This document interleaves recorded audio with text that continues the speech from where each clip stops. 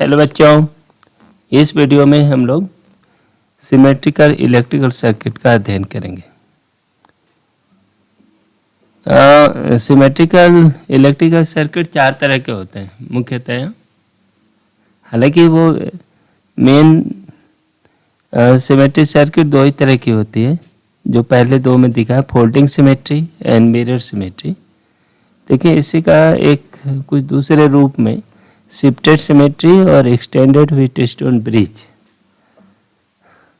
तो ये चार तरह की सिमेट्री हम लोग पढ़ेंगे और इसी सिमेट्री पर हमारे सारे सवाल हल हो जाएंगे।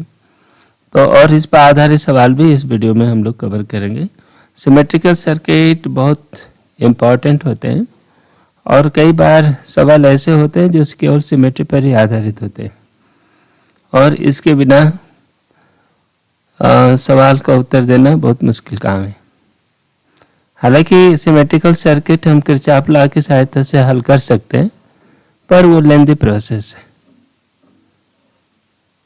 और सिमेट्री के माध्यम से ही ऐसे सवाल बहुत जल्दी हल हो जाते हैं। तो इसलिए इस सिमेट्री का ट्रिक इस वीडियो में हम लोग सीखेंगे।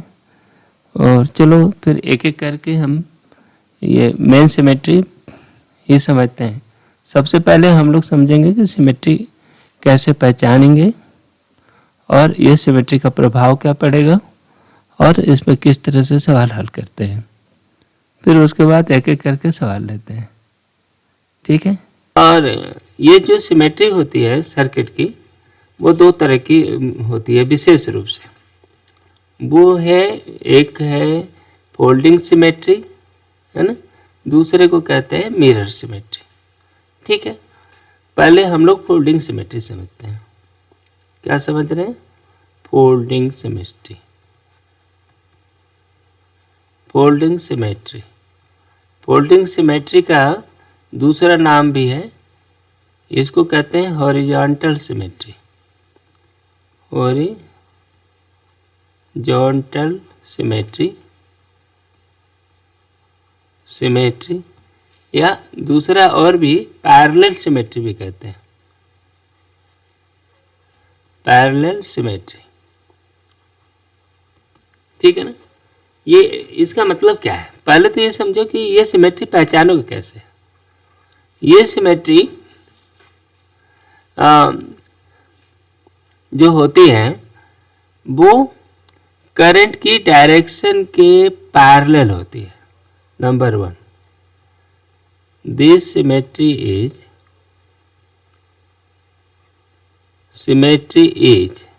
parallel to the direction of current। अब डायरेक्शन ऑफ करंट कैसे पता लगाओगे? डायरेक्शन ऑफ करंट, ठीक है ना। डायरेक्शन ऑफ करंट देखो यहाँ पर ए बी, हमें जो इक्विवेलेंट सर्किट पता करना होता है, इक्विवेलेंट रेजिस्टर पता करने को दिया जाता है, उसमें ये दो पॉइंट आपको बताए जाते हैं कि ए बी, यहाँ दिया हुआ है ए बी के बीच में इक्विवेलेंट सर्किट, वो बताओ। या इन्हीं दो पॉइंटों के बीच में हम बैटरी, एक काल्पनिक बैटरी लगा दो जिससे पता लगे कि करंट किस दिशा में चल सकती है। जैसे ये सर्किट है ए बी के सिरों में बैटरी जोड़ा जाए तो करंट जिस दिशा में बहेगी, है ना, तो करंट की दिशा के पैरेलल में सिमेट्री होती है। अब ये जरा देखो, पहले का मान लो ये पॉइंट ए है, दूसरा पॉइंट बी है, ठीक है ना। तो ये जो है तार कुछ ऐसे लगा हुआ है, ये मान लो R1 है, दूसरा तार यहाँ R2 लगा हुआ है, दूसरा यहाँ पर R2 लगा है, ये R2 हो गया ये जगह पर, फिर ये R3 हो गया, ठीक है। यहाँ पर देखो R1, इसमें मैग्नीट्यूड में भी समानता है, ये R2 ही है और फिर यहाँ से B पर पहुँच गया, ये R3, ठीक है, ये भी R3 है। तो आप ये देखो, ये लाइन कल्पना करो एक्स एक्सिस, ए से बी, है ना। करंट यदि जाएगी तो ए से प्रवेश करेगी, बी से निकलेगी, ठीक है ना। इसमें जो है करंट ए से प्रवेश किया, बी से निकला, या कुल मिलाकर कहेगा कि ए बी के बीच में इक्विवेलेंट रजिस्टर क्या है, ठीक है ना। तो अब ए बी के अलॉन्ग, यानी ये करंट की दिशा के अलॉन्ग हम ये सिमेट्री है। सिमेट्री क्या है, देखो कि इस लाइन के ए बी लाइन के ऊपर की ओर R1 भी है, R2 है, R3 है। उसी लाइन के नीचे की ओर R1, R2, R3, और सबका क्रम भी एक तरह से एक जैसे है, दोनों का क्रम एक जैसे है ना। तो इस पॉइंट को ए बी, तो इसको कहो सी डी, है ना, और इसको कहें सी डैश डी डैश, ठीक है ना, कह दो ये। तो यहाँ पर इस तरह की जो सिमेट्री दिख रही है ना, ऐसे जो एक्स एक्सिस के अलॉन्ग, एक्स एक्सिस के सापेक्ष रिलेटिव में जो सिमेट्री दिख रही है, या करंट एक्सिस के सापेक्ष जो सिमेट्री दिख रही है, उसके ऊपर नीचे, करंट जिस दिशा में जा रही है उसके ऊपर नीचे की जो सिमेट्री है, यह हमने एक सरल नेटवर्क बनाई है। लेकिन ये नेटवर्क कॉम्प्लेक्स भी हो सकता है, पर जो भी यदि ये नेटवर्क कॉम्प्लेक्स भी होगा तो सिमेट्रिकल ही होगा, है ना। तो ये स्थिति बनी। दूसरा तरीका, आप दूसरा ये देख लो कि मान लो ए से चला, ये R1 है, फिर आगे जा कर के ये सब ये तार हो गए, ठीक है ना।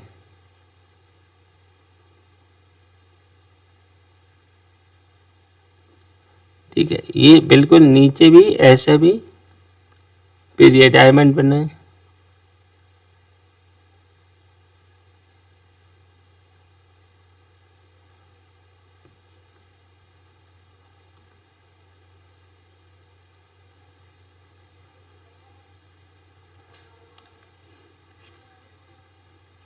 ये ए बी, यहाँ भी ये करंट ऐसे प्रवेश करेगी, ऐसे निकलेगी, ठीक है ना। तो यहाँ पर भी देखो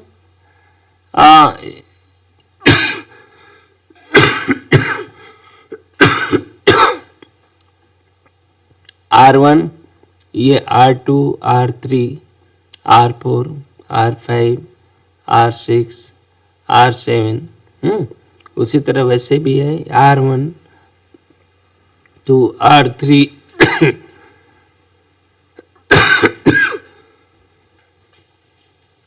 इस सर्किट को पूरा कर लो तो R2, R3, R4, R5 हो गया, ये R6 है, और ये R7 था, तो ये भी R7 है, ठीक है।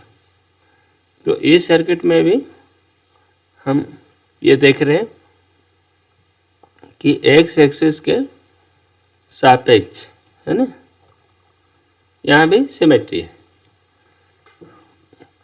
और ये जो symmetry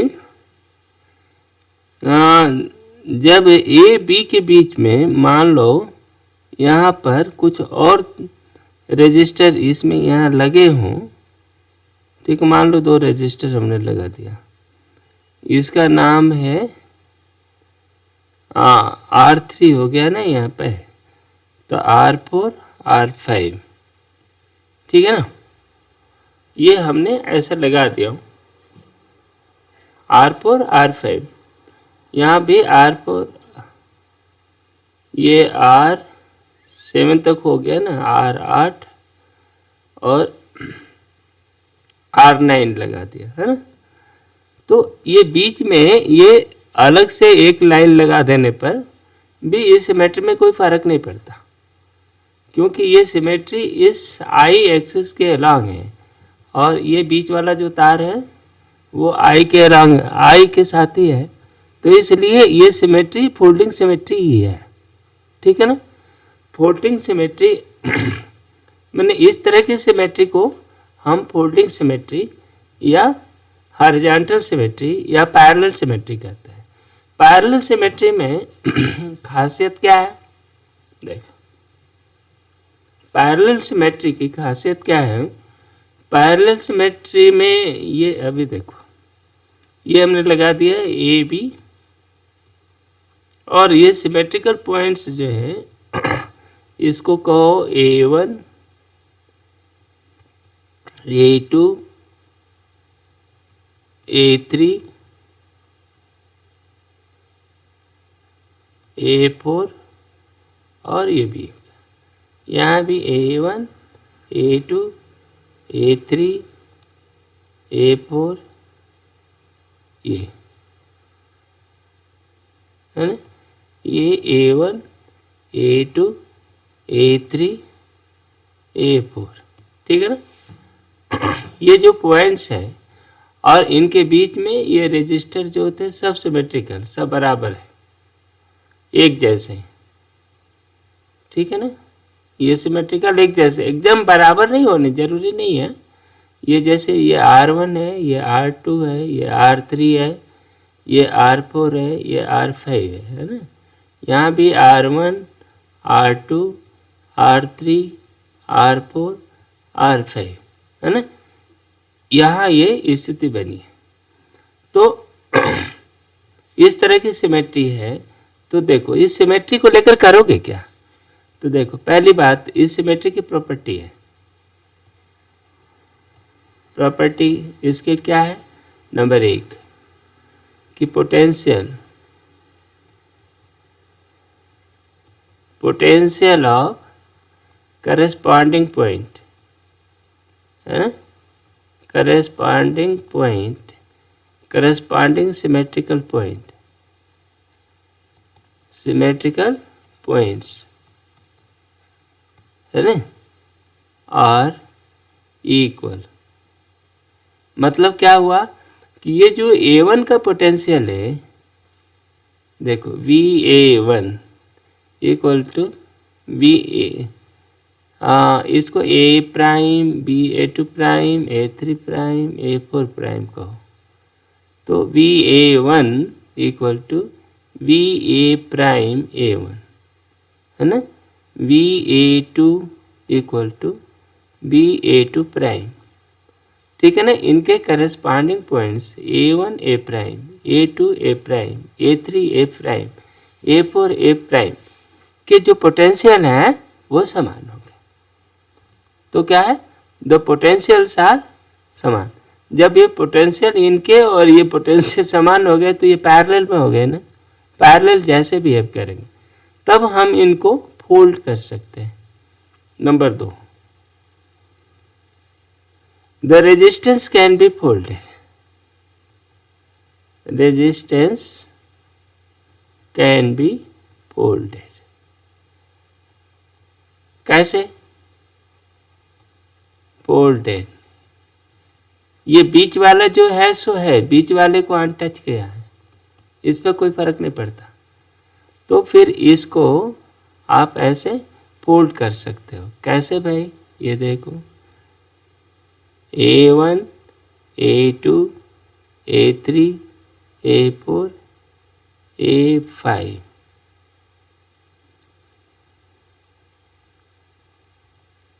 A1 A2 A3 A4, ये है ना, और ये आ गया B।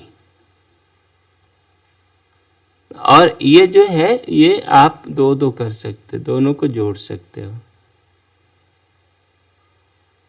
और ये दूसरे वाले को भी ऐसे फोल्ड कर सकते हो। कोई फर्क नहीं पड़ता क्योंकि पोटेंशियल बराबर है ना, इनको फोल्ड कर सकते ऐसे। तो अब इसको आप ये कह सकते हो कि इसकी रिजल्टेंट क्या होगी। अब ये देखो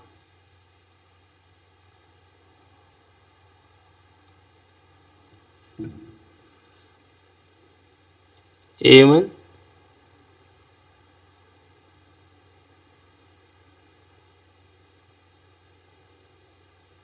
A1, A2, A3, A4, है ना।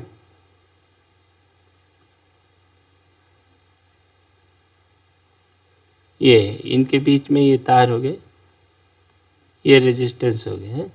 इनको हम फोल्ड कर सकते हैं। फोल्ड माने मोड़ करके, इस ब्रांच को मोड़ करके यहाँ तक पहुँचा सकते हो इस तरह।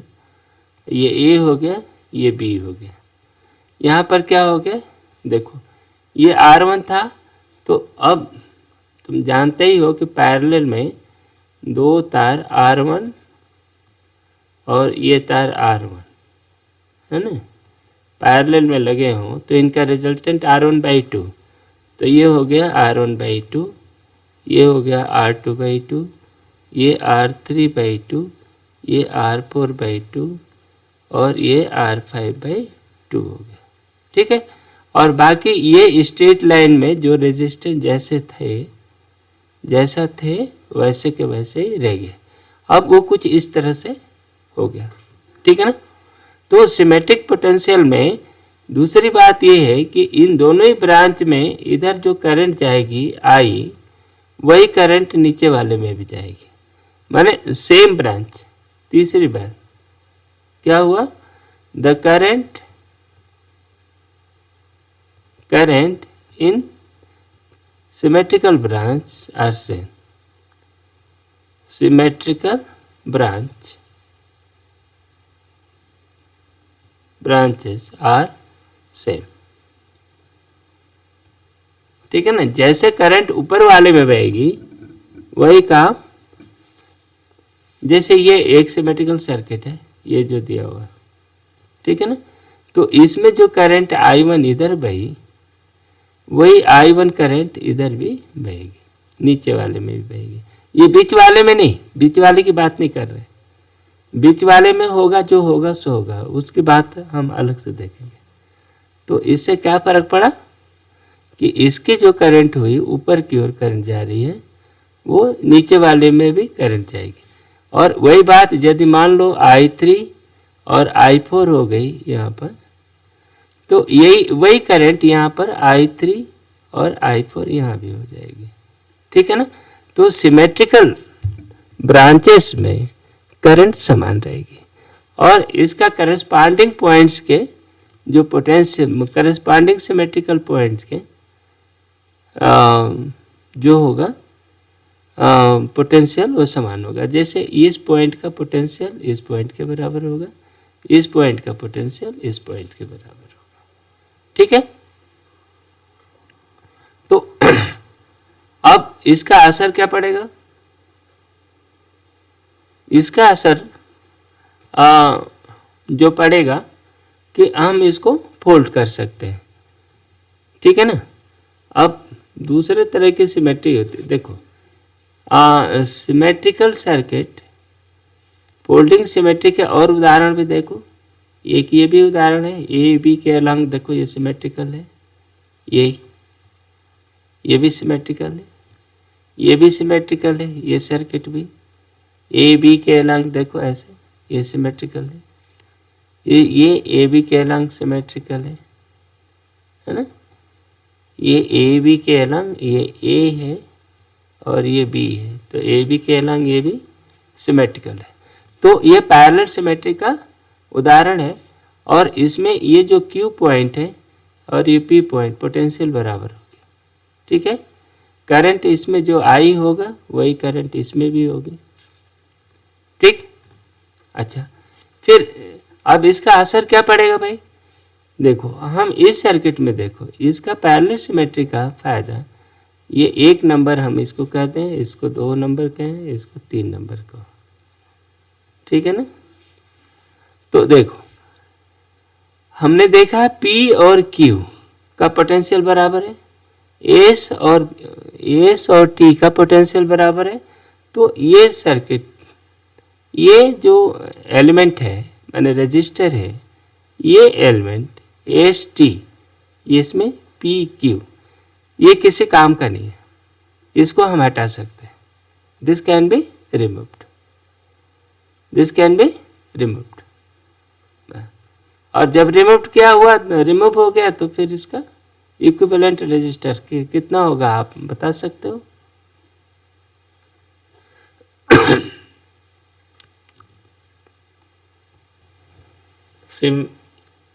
ये हॉरिजॉन्टल सिमेट्रिक पर या पैरेलल सिमेट्रिक पर आधारित एक सवाल आप लेते हैं, इसमें लेते हैं। मान लो ये भी आर कर दिया, ये भी यहाँ भी आर दिया हुआ है, ठीक है ना। ये एक सर्किट दिया हुआ है, इसका इक्विवेलेंट सर्किट निकालना है, ठीक है। तो अब इसको कैसे निकालोगे? देखो, इस सर्किट का इक्विवेलेंट सर्किट निकालना है। पहला एग्जांपल है, फाइंड इक्विवेलेंट रेजिस्टेंस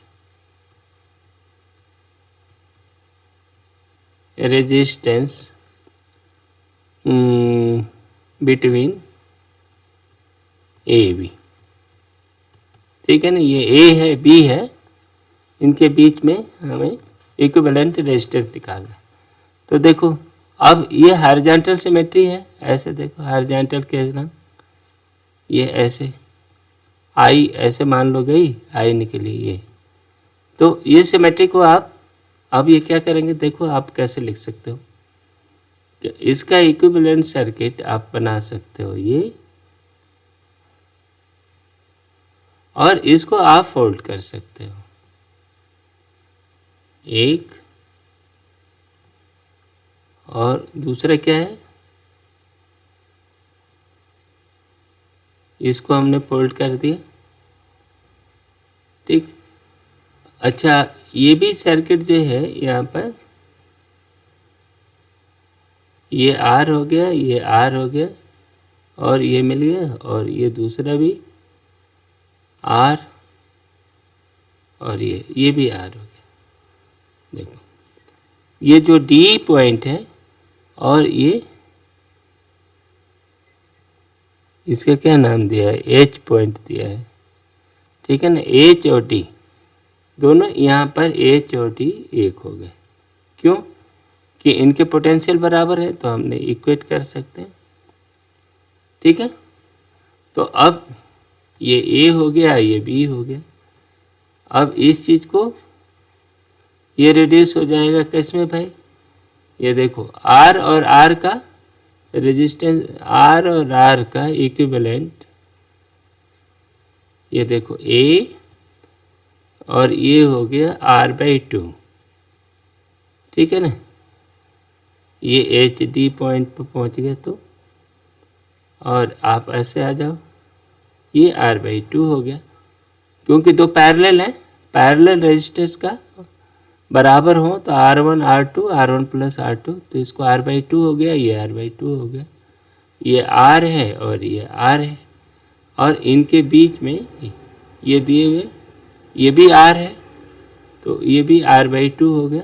देखो दोनों पैरेलल हो गए, ठीक है ना। इस पॉइंट का नाम क्या था, E है, और ये R है, ये भी R है ना, तो R, और इन दोनों के बीच में R/2 ये आ गया, ठीक है। ये E पॉइंट, ये B है, ठीक। अब देखो R/2 ये R और R, ये व्हीटस्टोन ब्रिज है, ये क्या हो गया, ये व्हीटस्टोन ब्रिज है, ब्रिज, ठीक है ना। और वो क्या है, बैलेंस। देखो P/Q इक्वल टू R/S, ठीक है। तो इसलिए इस R2 को हम रिमूव कर सकते हैं। R2 कैन बी, ये जो बीच वाला R2 है इसको हम रिमूव कर सकते हैं। तो फिर अब क्या हो गया, अब इसका इक्विवेलेंट हो गया, देखो R/2 ये R हो गया, R हो गया, ये R और R ये मिल करके 2R हो गया, 2R हो गया, ठीक है, ये ए हो गया, ये बी हो गया। ठीक, इन दोनों का इक्विवेलेंट कितना हो गया? देखो आर 2r बटा 3r, इन दोनों का जोड़ तो 2/3r हो गया। ये आप इसका रिजल्टेंट हो गया। इस सर्किट का रिजल्टेंट क्या हो गया? 2/3r हो गया। ठीक है, तो ये हमने क्या किया कि ये जो पैरेलल एक्सिस का, पैरेलल सिमेट्री का उपयोग करके हम इसमें सवाल लगाए। ठीक, अब एक दूसरी सिमेट्री होती है, इन सवालों को लगाने के पहले दूसरी सिमेट्री आप समझो। पहले हम लोग दूसरे तरह की सिमेट्री पर आप चर्चा करेंगे और वो है मिरर सिमेट्री। मिरर सिमेट्री, इसका नाम है मिरर।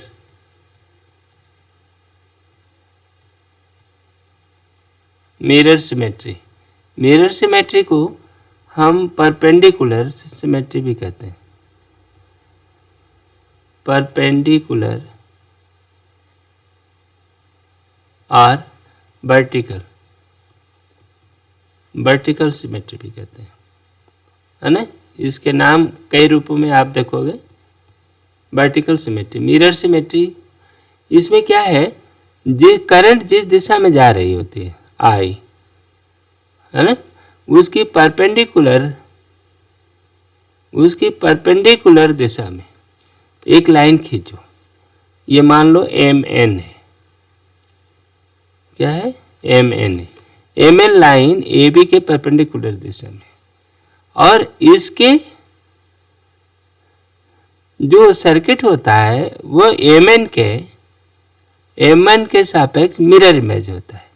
जिस तरह उसके लेफ्ट साइड में होता है वैसे ही सर्किट उसके राइट साइड में होता है। तो क्या होता है, तो सर्किट इज मिरर इमेज। क्या होता है, circuit is mirror image, mirror image about MN axis, MN that is perpendicular axis। ठीक है ना, मिरर रहता है, सर्किट जो होती है मिरर इमेज होती है। तो इसका असर क्या पड़ेगा भाई, देखो इसमें, ये इस वाले सर्किट में देखो कि इस लाइन MN के सापेक्ष देखोगे कि जैसा इस साइड में, लेफ्ट साइड में, वैसे ही सर्किट राइट साइड में है। मतलब जरूरी नहीं कि ये जो सारे तार है ना रजिस्टर, वो समान हो, ऐसा जरूरी नहीं है। बस मिरर इमेज होना चाहिए। अलग अलग भी हो सकते हैं, लेकिन ये मिरर हो जाए, मिरर होना चाहिए। देखो ये R1 है, ये R2 है, ये R3 है। तो ये भी R1 होना चाहिए, ये भी R3 होना चाहिए, ये R2 होना चाहिए। बस मिरर इमेज इतना है। R1, R2, R3 बराबर हो जरूरी नहीं, ठीक है ना। लेकिन ये जो परपेंडिकुलर एक्सिस है इसके सापेक्ष क्या होगी, मिरर इमेज होनी चाहिए। अब उसका असर क्या पड़ेगा भाई, इसकी प्रॉपर्टी क्या होगी, है ना। ये ऐसी सिमेट्री का प्रॉपर्टी क्या है, ये पहचानना आसान है, ठीक है ना। मिरर इमेज दूसरी है। मिरर प्रॉपर्टी का, मिरर सिमेट्री की प्रॉपर्टी क्या है भाई, कि all the points on the symmetric axis,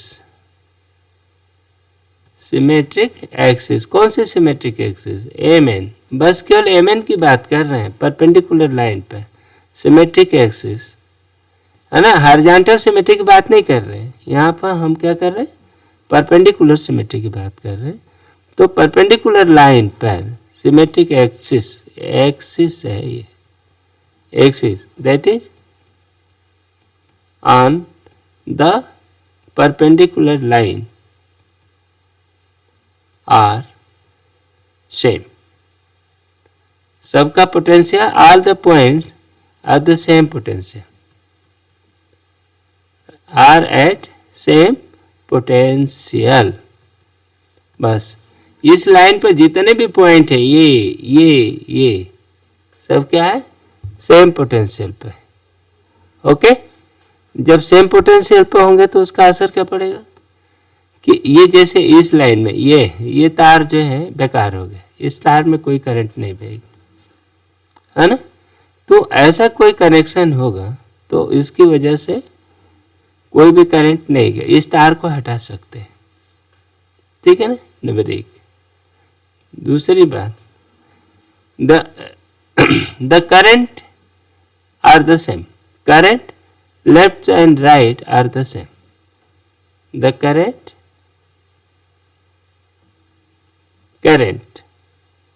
eight the both side, दोनों साइड में, है ना, दोनों side are the same, identical. लेकिन ये करंट देखो, इसमें क्या है, यहाँ करंट मान लो I1 है तो यहाँ भी करंट I1 ही होगा, ये I1 है तो यहाँ भी करंट, ये I2 है तो यहाँ भी करंट I2 होगा, ठीक है ना। मिरर इमेज में ये देखो, इसमें I1 करंट है, इसमें I2 है, ये I3 है ना। तो यहाँ भी ये I3 हो जाएगी, ये क्या होगा I2 है और ये I1 हो जाएगा। बस द करंट्स भी करेस्पॉन्डिंग ब्रांच में, इमेज ब्रांच में, जो जिसका इमेज है, रिफ्लेक्शन है, उसमें वो करंट सेम रहेगी, ठीक है। तो अब इसका उपयोग करके हम लोग सवाल लगाते हैं। दूसरे तरह की एक सिमेट्री होती है, पैरेलल सिमेट्री के बारे में अभी हम लोगों ने अध्ययन किया। पैरेलल सिमेट्री का ही एक विशेष रूप ये एक्सटेंडेड व्हीटस्टोन ब्रिज सिमेट्री होती है ना। व्हीटस्टोन ब्रिज के बारे में हम लोग जानते हैं, जब ब्रिज बैलेंस होता है तो एक रो का जो रेजिस्टर होता है दूसरे रो के रेजिस्टर का एक कांस्टेंट मल्टीपल होता है। जैसे व्हीटस्टोन ब्रिज तुम सभी जानते हो कि यही तो होता है ना, ये R1 R2, तो ये दूसरा जो होगा KR1 और KR2 इस रूप में होता है। ये व्हीटस्टोन ब्रिज है AB, ठीक है। तो ये ब्रिज बैलेंस होता है। बैलेंस की जो कंडीशन है वो क्या है, ये R1 R2 जो होता है दूसरे रो का KR1 KR2 में हो, इस तरह से ब्रिज बना हो तो हम ये ब्रिज को बैलेंस कहते हैं, बैलेंस ब्रिज। उसी का एक्सटेंशन अब ये दूसरे में दिखाई दे रहा है, ठीक है ना। इसका हम डायरेक्ट प्रूफ नहीं दे रहे हैं, इसका रिग्रेस प्रूफ होता है, किरचॉफ लॉ के आधार पर हम इसमें इसको साबित कर सकते हैं। लेकिन यदि इस तरह का सिचुएशन हो तो इसमें यदि कोई I1 करंट बह रही है तो इसमें I2 करंट बह रही है, और ये I2 करंट सारे इस पूरे ब्रांच में ऐसे बहती हुई चली जाएगी, है ना। इसमें I1 करंट बहती हुई चली जाएगी, ठीक है। और ये जो बीच वाले R4 और R3 R5 जो लगे हुए हैं, है ना, इनके ऊपर कोई करंट नहीं बहती। तो और C डैश का वोल्टेज बराबर होता है, D डैश का वोल्टेज बराबर होता है, बिल्कुल उसी तरह जैसा कि पैरेलल सिमेट्री में होता है, ठीक है ना। तो यदि ये पैरेलल सिमेट्री में हम लोगों ने देखा था कि R1 जो था और ये नीचे वाला KR1 जो होते थे, दोनों K का मान 1 था, माने ये बिल्कुल एक सिमेट्रिकल था। रेजिस्टेंस ऊपर जो से रेजिस्टेंस था वही रेजिस्टेंस नीचे होता था, ठीक है ना। लेकिन यदि ऊपर वाली जो लाइन है उसका कोई मल्टीपल हो रजिस्टर दूसरे रो में हो, लेकिन सभी में होना चाहिए। देखो ये R1 है तो ये KR1 है, K कोई कांस्टेंट है, K is a real number. Real number क्या? Real positive number, real positive number. तो ऐसे स्थिति में ये ब्रिज अब भी बैलेंस रहेगा और C और C डैश का पोटेंशियल बराबर होगा, D डैश का पोटेंशियल बराबर होगा, और इस सीरीज को आगे कितने भी लूप तक हम एक्सटेंड कर सकते हैं और ये थ्योरम वैसे ही लागू रहेगा। ठीक है ना? तो एक्सटेंडेड व्हीटस्टोन ब्रिज भी बैलेंस ही रहता है, और बैलेंस रहने का मतलब ये हुआ कि C और C डैश का पोटेंशियल बराबर होगा, D डैश का पोटेंशियल बराबर होगा, और R4 और R5 को हम हटा सकते हैं। ठीक है? तो ये हम लोगों ने 3 तरह की सिमेट्री देखा। ठीक है ना? ये तीसरी तरह की सिमेट्री है, ये शायद ये चौथे तरह की सिमेट्री हो गई है। इसका वजह ये है कि एक हम लोग शिफ्टेड सिमेट्री भी देखा है। ठीक है ना?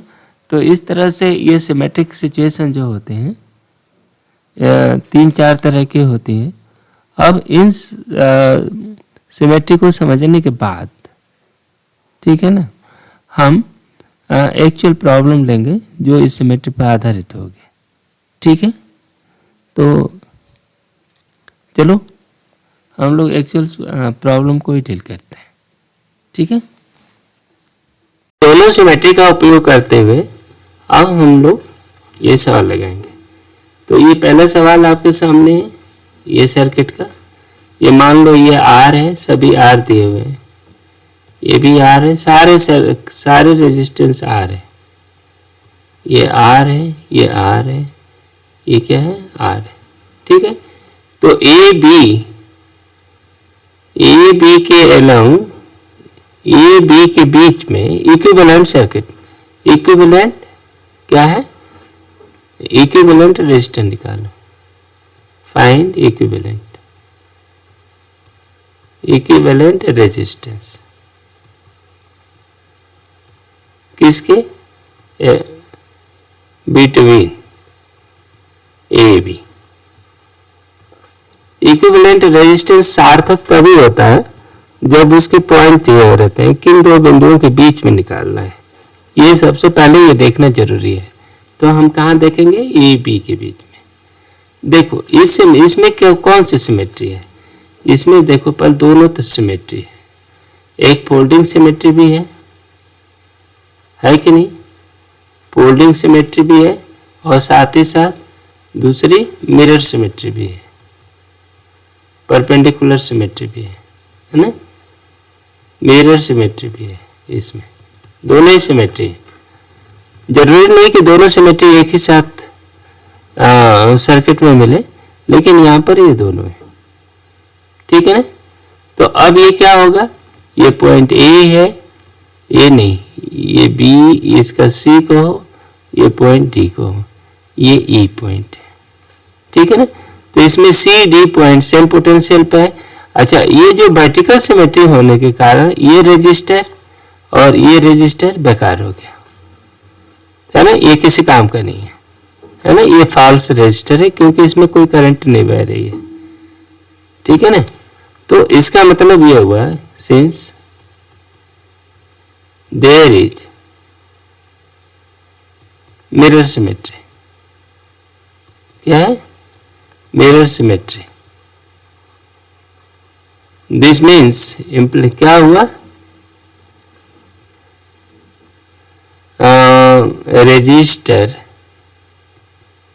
resistors at C E D line are can be removed क्योंकि सेम पोटेंशियल पे है।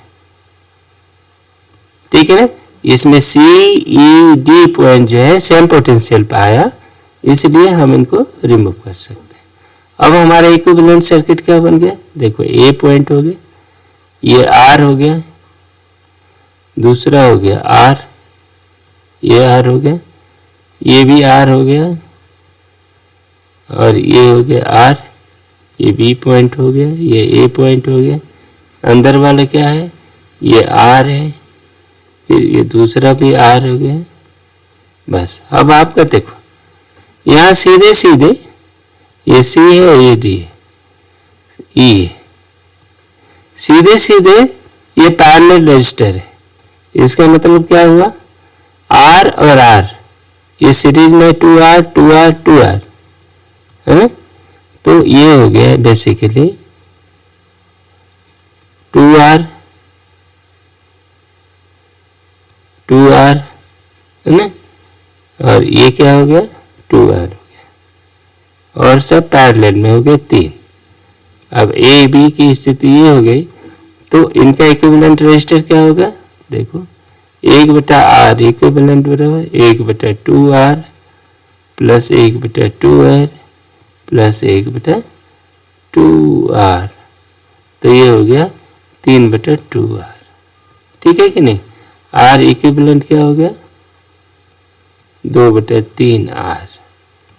ये हो गया इसका उत्तर, तो ना इसका इक्विवेलेंट रेजिस्टर 2/3R हो गया। ठीक है, आगे अगला सवाल में ये देखो, ये भी सवाल मैंने इसमें भी मिरर और फोल्डिंग सिमेट्री दोनों समान है।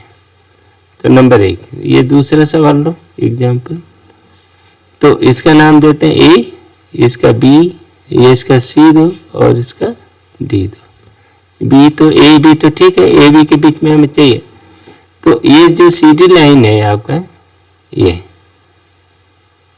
ठीक है ना, ये सी डी लाइन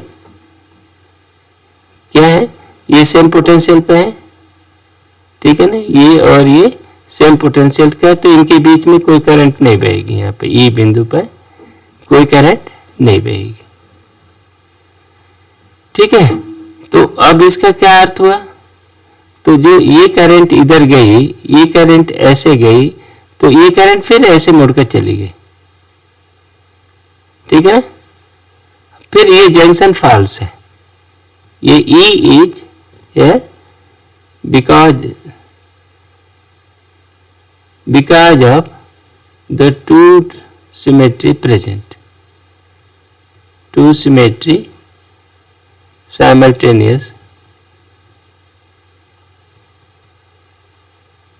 simultaneously है ना, E is a false junction। क्या है, ये एक फॉल्स जंक्शन है, इसको हम हटा सकते हैं। अब हमारा सवाल ये हो गया, देखो इस पॉइंट ए से चालू हुआ आपने, ये आर बी पे आ गया, या दूसरे वाले में क्या है, ये आर है, यहाँ पे ये देखो ये जंक्शन हम तोड़ देंगे, तो ये हो गया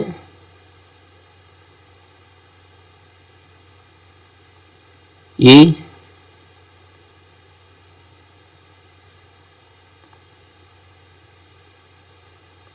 अब ऐसा हो गया है ना, और यहां भी ऐसा हो गया।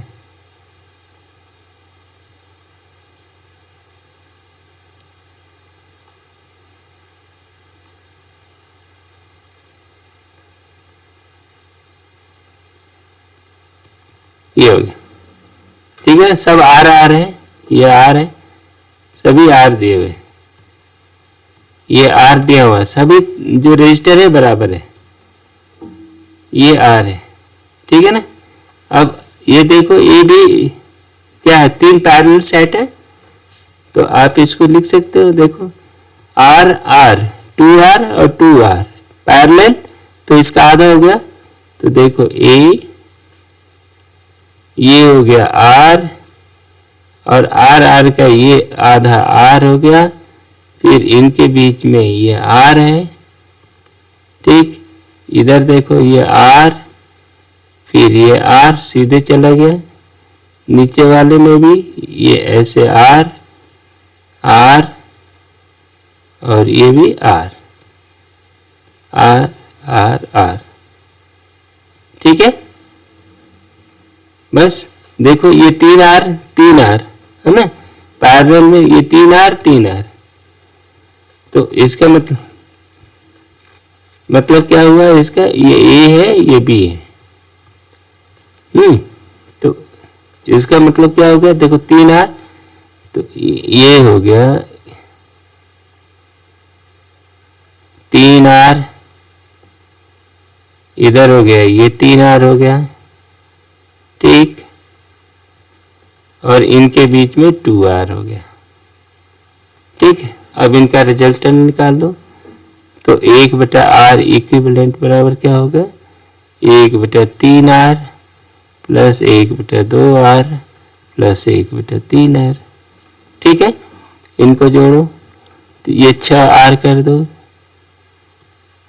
तो ये क्या हो गया 2R हो गया प्लस 3R हो गया, ये 2R हो गया। ठीक है, दो ये 3 2, ठीक है ना, इनको जोड़ो, 2R नहीं हुआ, R यहाँ नहीं रहेगा, ये तो 3 2 5 4 3 7 7/6R। ठीक है, R इक्विवेलेंट क्या हो गया 6/7R। ठीक है, इसका उत्तर मिला, इसका रिजल्टेंट हुआ 6/7R। ठीक है, तो हम लोगों ने देखा किस तरह सिमेट्री का उपयोग करके और सवाल लगा पाते हैं। तो ये मुख्यतः ये दो ही तरह की सिमेट्री है। एक तीसरे तरह की भी सिमेट्री होती है, उसको शिफ्टेड सिमेट्री कहते हैं। उसका भी एक एग्जाम्पल लेते हैं, इसके साथ ही ये वीडियो यही समाप्त करते हैं। ये अगले तरह की जो सिमेट्री होती है इसको हम शिफ्टेड सिमेट्री कहते हैं, इसको बोलते हैं शिफ्टेड सिमेट्री। ये भी एक तरह की सिमेट्री है ना। इसमें क्या खासियत है कि इसमें जो इनपुट है ना, जो करंट जिस तरह की व्यवस्था ये इनपुट साइड में है, ये आउटपुट साइड में भी वैसे व्यवस्था है। देखो मान लो इसमें I1 करंट यहाँ गई और यहाँ से I2 करंट इसमें से एंटर हुई, तो ये देखो ये जो वायर है ये दो, वैसे ही वायर यहाँ भी है लेकिन रिवर्स ऑर्डर में है।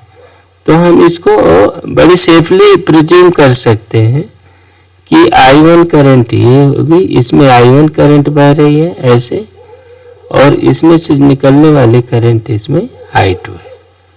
ठीक है ना, तो इस सिमेट्री में इस तरह का एजम्पशन कर सकते हैं। देखो इसमें R है तो ये R इसमें ये ऐसा है, ये R ऐसा इधर गया तो ये R इस ब्रांच में हो गया। ठीक है ना, तो ये देखो पैरेलल सिमेट्री नहीं है, ये पैरेलल सिमेट्री का ट्विस्ट है ना। तो इसलिए इसको शिफ्टेड सिमेट्री कहते हैं। और इसको हल करने के लिए बस सिंपल तरीका है। देखो मान लो इसका पोटेंशियल B का 0 है और इसका पोटेंशियल V है। ठीक है ना, तो अब इसमें जो मान लो पोटेंशियल ड्रॉप यहाँ पर V1 कितना है, V1। इस पॉइंट को कुछ नाम दे देते हैं, B, इसको कहो B और इसको कहो C। ठीक है ना, तो B का पोटेंशियल मान लो V1 है, तो ये B और B तो है, ये B को हमने क्यों ले लिया, C D कर दो इसको, ये D है। तो ये D का जो पोटेंशियल है वो कितना है, वो V1 है। तो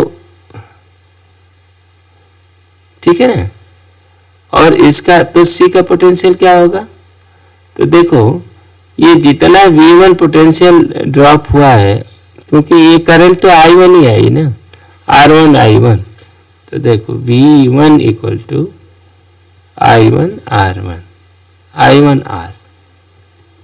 ठीक, तो हम ये भी कह सकते हैं कि जो C जो है ये इतना V से V1 कम होगा। ठीक है, तो ये VC बराबर है ये कितना है, ये वी डी है। वी सी बराबर क्या होगा, बी माइनस बी वन। ठीक, ये दूसरी बात होगी। ठीक, अब देखो, अब नोडल एनालिसिस लगा इस पॉइंट जंक्शन डी के लिए, कितने के लिए, तो ई सी क्या हो गया, बी माइनस वी वन। ठीक है ना, तो ये डी के लिए apply nodal rule. Nodal rule मैंने जंक्शन रूल और किरचॉफ लॉ, ये लगाओ। देखो, तो इसके लिए देखो, यहाँ पर ये 0 है, ये v है, यहाँ पर v माइनस बी वन है। ठीक है ना, तो अब आप लो पहले से B one by R plus ये v minus B one minus B by capital R. ठीक, अब ऊपर वाले में देखो, plus 2v1 minus B by small R, ये हो गया 0। तो देखो v1 बराबर क्या हो गया, v1 देखते हैं, v 1/r plus 1 capital R plus 2/r। ठीक, p ये हुआ v1, अभी इसी को समराइज कर रहे हैं, minus b 1/r plus 1/r equal to 0। ठीक है, तो ये b1 हो गया, r plus r v, r plus r है ना बेटा, ये हो गया 3r प्लस r। ठीक है, ये हो गया, ये तीसरा। इस तरह से हमारे पास b1 इक्वल टू इतना आ गया। जब v1 मिल गया तो b माइनस बी वन कितना हो गया, b माइनस बी वन बराबर हो गया, b ले लो common, 1 minus B one r plus r by 3r plus r। ठीक, अब इसको आप कर लो 3, तो ये हो गया v 2r by 3r plus r। ठीक, ये चौथा हो गया। अब देखो करंट देखो I बराबर I1 प्लस I2। ठीक, इनको लो, करंट इस ब्रांच में बहने वाली करंट प्लस इस ब्रांच में बहने वाली करंट दोनों जोड़ करके यहाँ I बन रही है, ये I हो गई है। ठीक है ना, तो देखो I बराबर I1 V1 by small r, तो V r plus r by 3r plus r का स्मॉल r। ठीक, प्लस ये 2rb by r plus r बटा r। ठीक है ना, r से r कट गया, तो ये बन गया v। तो ठीक है, ये हो गया 3r प्लस r बटा 3 कैपिटल R प्लस r, ये हो गया। अच्छा, इसमें ये r भी तो ने 1/r भी कहीं है, कहाँ है ये 1/r, ये देखो r से r तो ये कट गया, इसका ये 1/r ये रहेगा। ठीक है, तो फिर इसका मतलब R इक्विवेलेंट कितना होता है, R बराबर R इक्विवेलेंट होता है V बाई I, है ना। तो बी बाई आई बराबर आर 3R प्लस आर बटा आर प्लस 3R। ठीक, ये आर इक्विवेलेंट आपका मिल गया। ठीक है ना। ये बिल्कुल इसमें ये करंट निकाला, ये तो इस सिमेट्री से ये सिस्टम आसान हो गया। ठीक है। एक्सटेंडेड व्हीटस्टोन ब्रिज पर आधारित ये एक सवाल है। ये देखिए, इस में पहले ये पॉइंट ए है, ये पॉइंट बी है, इसकी एनालिसिस करो। और हम लोग ये देखो, ये चार ओम है ना, ये नीचे वाले सभी 4 ओम है, ये दिया हुआ है, ये ऊपर वाले 2 ओम। ये देखो इसमें क्या खासियत है, नीचे वाली रो के जितने रेजिस्टेंस है ऊपर वाली रोज के डबल है। देखो ये 2 ओम है, ये 4 ओम है, ये 2 ओम 4 ओम 2 ओम 4, ये डबल है। तो अब ये क्या है, ये this is example of extended Wheatstone bridge, है ना, ब्रिज। ठीक है, ये ब्रिज बैलेंस है बस। अब आप ये क्या कर सकते हो कि ये रजिस्टर आप इनको रिमूव कर सकते हो। ठीक है ना।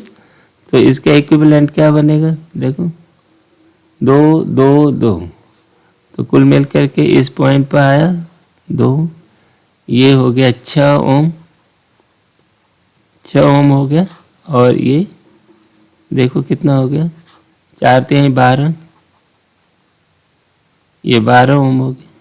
ठीक है, ये तो अब इन दोनों पैरेलल में है, तो आर इक्विवेलेंट कितना हो गया, देखो 6 गुणित 12 बटा 12 6 18। ठीक है ना।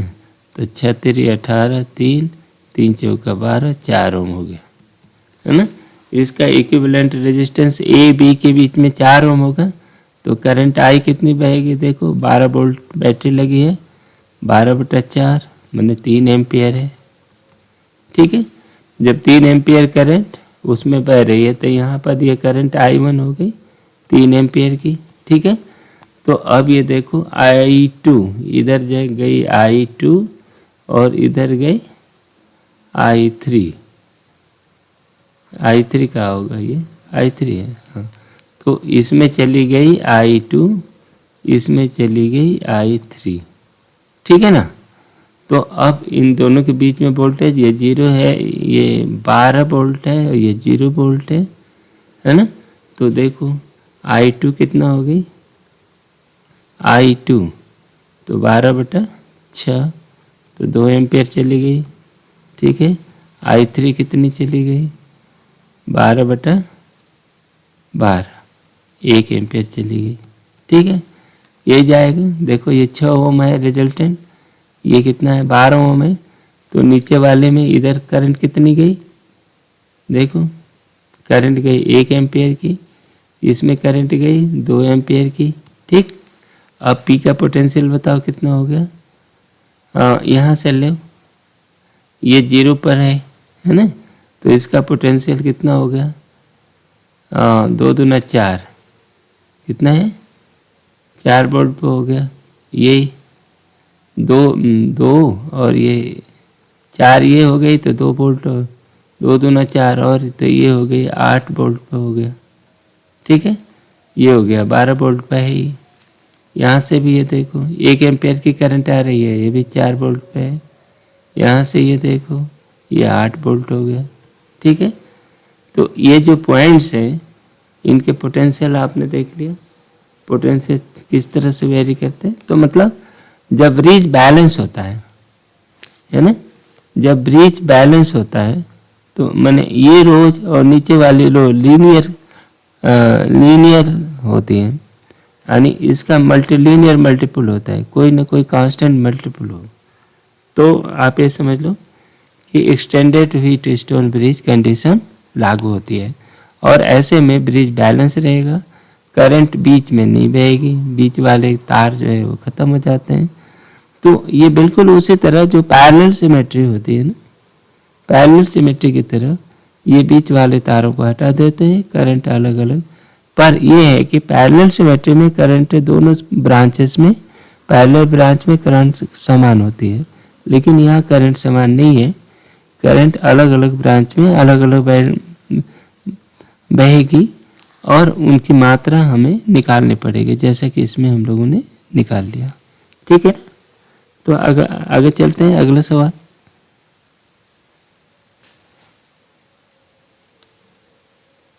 ये सवाल देखो, ये सवाल मिरर सिमेट्री पर आधारित है। ये दूसरा सवाल है हमारे पास। ये सवाल किस पर आधारित है? मिरर सिमेट्री पर आधारित है।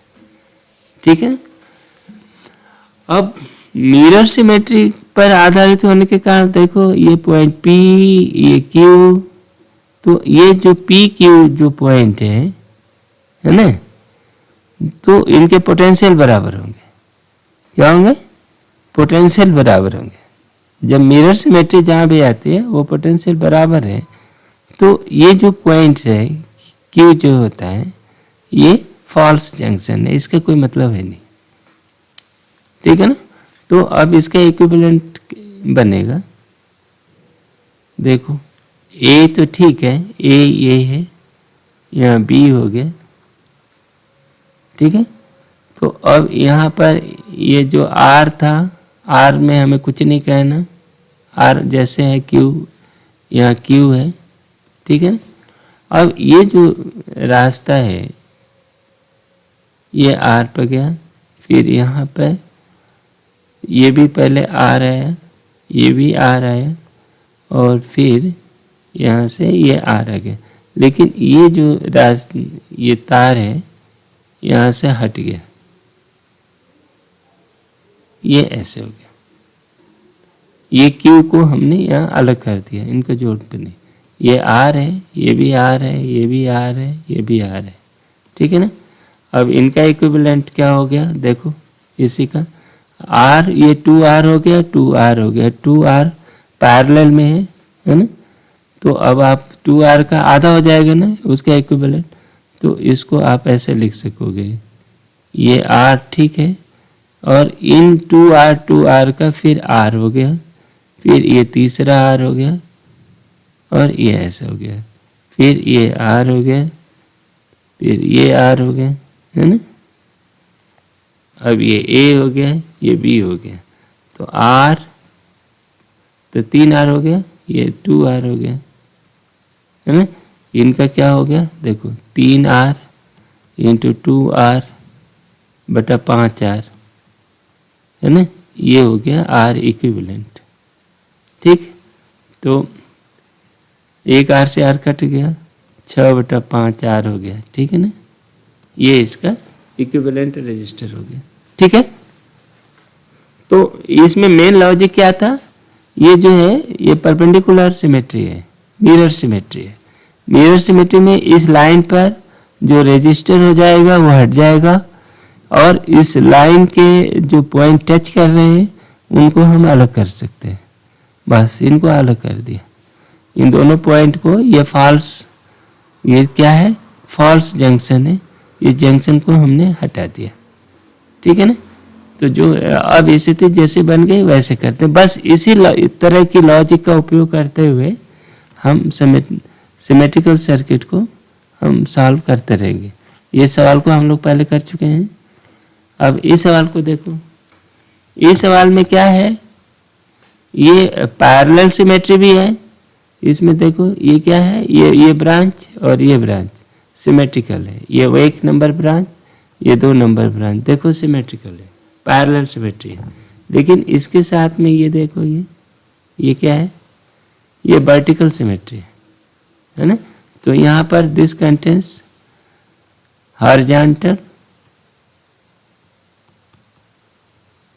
हॉरिजॉन्टल प्लस वर्टिकल, दोनों ही सिमेट्री है। ठीक है ना, सिमेट्री। चलो, जब ये है तो ये पॉइंट, ये पॉइंट, ये पॉइंट समान हो गए, फिर इसको हम अलग कर देते हैं, बस आपका रिजल्टेंट आ गया। ये सभी आर आर आर है, ठीक है ना। तो अब ये देखो ये ए है, तो एक तो चला गया आर आर, ये बी है, ठीक है ना। दूसरे वाले में देखो ये एक आर है ये, और ये अलग हो जाएगा। तो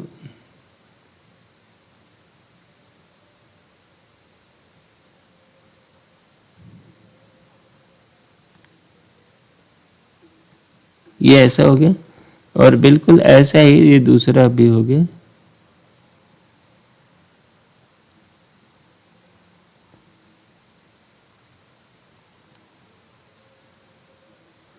ये इसमें आ रहे, इसमें आ रहे, इसमें आ रहे, इसमें आ रहे, ठीक है ना। बस ये रिजल्टेंट हो गया, यानी ये इस जंक्शन को हमने अलग कर दिया, यहाँ जंक्शन को अलग कर दिया। अब देखो कितना बन गया, तो ये आर आर आर आर, तो ये क्या हो गया 2R का। तो अब आप देखो ये आर, इन दोनों का रिजल्टेंट हो गया आर, फिर ये आर, इधर भी आर आर, ये नीचे हो गया आर आर आर, ये भी आर है, ठीक है ना, ये बन गया, ठीक है। ये आर आर आर आर, ये हो गया, ये ए है, ये बी है, ठीक है ना। अब इनका इक्विवेलेंट क्या होगा, अब इसको निकाल सकते हैं। देखो 1/r इक्विवेलेंट हो गया, 3 है एक्चुअली ये कोई बात नहीं, हम ऐसे ही ले लेते हैं। 1/3r plus 1/3r plus 1/2r, तो इसको कर दो 6r कर दो, तो ये क्या हो गया 2 2 प्लस 3 कितना है 4 3 7 7/6r, ठीक है ना। तो r बराबर 6/7r, ठीक है। ये आपका रिजल्ट हुआ R इक्विवेलेंट, ठीक है ना। इसका ये बन गया। अगला सवाल देखो, ये इस सवाल में in each of the resistance circuit R, then find the equivalent resistance between the terminal AB। AB देखो, यहां पर देखो AB, इस तरह की सिमेट्री को पास सिमेट्री कहते हैं। वैसे ये सिमेट्री पास सिमेट्री नाम भले दे दो, लेकिन ये पैरेलल सिमेट्री का ही एक हिस्सा है। देखो यहाँ से ए से गई करंट ऐसे, ये गई, फिर ये ऐसे घूम करके और ऐसे आ रही है। दूसरी वाली ये I1 करंट गई, दूसरी करंट ये I2 है, ये भी I1 है, सिमेट्रिकल है, इस रास्ते से गई, ऐसे गई, फिर ऐसे लौट कर आई, फिर ऐसे ये गई, ठीक है ना। अब ये देखो ये पॉइंट P और Q सिमेट्रिकल पॉइंट है, ये S और T भी सिमेट्रिकल पॉइंट है, ठीक है ना। इस सर्किट में P and Q are the symmetrical. देखो P is equivalent to Q, दोनों के वोल्टेज समान होंगे, S is equivalent to T, ठीक है ना। तो अब ये जो तार है P Q के बीच में जो तार है, इसको आप हटा सकते हो, ठीक है ना। किस वजह से, इसको कहते हैं, इसमें कौन सी सिमेट्री आई थी, फोल्डिंग सिमेट्री है, फोल्डिंग या हॉरिजॉन्टल सिमेट्री, ठीक है ना, सिमेट्री। ये मैंने इस तरह की सिमेट्री को पाथ सिमेट्री कहा है ना, इसलिए कि ये जो पाथ है, पाथ इसमें दिख रहे हैं, लेकिन यदि हम इसको खींच दें, ए को हमने इधर बाहर ले आ दें, है ना, तो तुम ये देखोगे कि ये बिल्कुल ये इस तरह से पैरेलल सिमेट्री का ये हिस्सा है ना, ये पैरेलल सिमेट्री है। और पी क्यू और एस टी इक्विवेलेंट पॉइंट है जिनके पोटेंशियल बराबर है, तो इनको हटा दिया। बस जब ये हट गए तो अब हमारा काम आसान हो गया, ठीक है ना। तो देखो ये ए पॉइंट है, ये बी पॉइंट है। अब क्या कर रहे हैं यहाँ पर, ए से एक तार, तो ये ए चला गया आर, तो पहले वाले को ले लो, ये आर गया, है ना। ये वाला तार है ये भी। अब ये दूसरे वाले का ये 3 हो गया ना, तो ये 3 आर, ये चला गया 3 आर, एक लाइन पर चला गया। दूसरा क्या है, ये 3 आर और चला गया, ये हो गया। बस ये आपका सिंप्लीफाइड सर्किट हो गया। तो इसका रिजल्टेंट क्या हो गया, देखो 1/R इक्विवेलेंट बराबर 1/R plus 1/3R plus 1/3R। तो 3R इसको भी कर दें, तो ये 3 2 5, तो इनको जोड़ोगे तो 5/3R हो गया, ठीक है ना। तो R इक्विवेलेंट कितना हो गया, ये 3/5R, ठीक है। तुम्हारा ये रिजल्ट बन गया, ठीक है। ये अब ये अगला सवाल देखो, ए बी, इसमें क्या है, ये देखो ए बी, ठीक। अब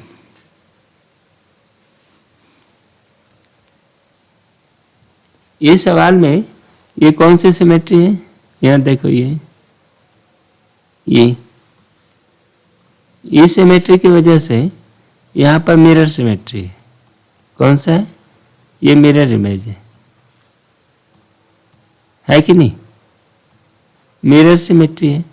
तो मिरर सिमेट्री के मामले में ये पोटेंशियल और क्या है, और इन दोनों के पोटेंशियल बराबर है, तो ये करंट यहाँ से ऐसे चली गई, इनकी करंट ऐसे चली गई, ठीक है ना। ये जंक्शन भी यहाँ फॉल्स है, बस हो गया, अब ये अलग हो गया। तो इसका इक्विवेलेंट लो, इसका इक्विवेलेंट सर्किट आप बनाओ, बहुत मुश्किल नहीं है। ये ए है और यहाँ पर ये बी है, ठीक है ना। ये ए है, यहाँ से चालू करो, देखो ए से ये 2R, तो ठीक है, यहाँ चला गया 2R। अब ये देखो ये भी 2R आ गया, ये भी 2R आ गया, क्योंकि ये वाला है ना। अब ये तीसरे वाले का 2R, यहाँ देखो तीसरे वाले का बनाए, तो ये देखो ये 2R हो गया, ये 2R हो गया, और ये 2R और ये 2R का ये रिजल्टेंट R हो गया, है ना। तो देखो 2R ये हो गया R और ये हो गया 2R, ठीक है ना। यह मिला दिया, बस ये हो गया 5R 2R 2R, तो इन दोनों का 1/R हो गया, इन दो ब्रांच का रिजल्टेंट कितना हो गया, R हो गया, ठीक है ना। तो 1/R इक्विवेलेंट कितना हो गया, 1/R प्लस 1/5R बराबर, ये 5/5 करते हैं इसको, तो ये 6/5R, ठीक है ना। इसका मतलब R इक्विवेलेंट कितना हो गया, 5/6R, ठीक। ये भी निपटा। अगला सवाल लो, ये क्या चाहिए इनको, ये तो दूसरा सवाल है, ये सवाल को हम लोग कर चुके हैं।